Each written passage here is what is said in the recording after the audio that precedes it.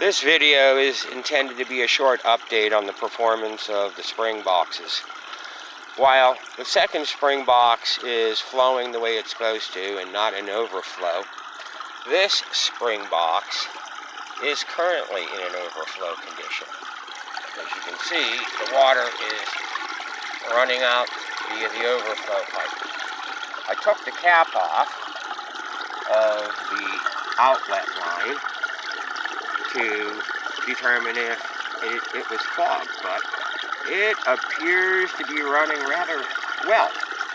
So I've got to put some more holes into that pipe so I get even more water delivered via the output and try to minimize this overflow condition.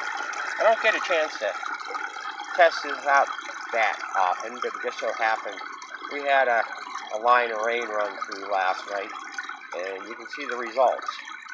So there's the update.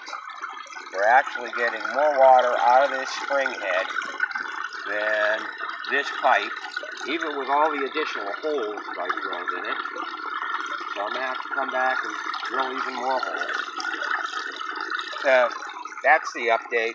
I'm pleased with that. I can take care of adding some holes.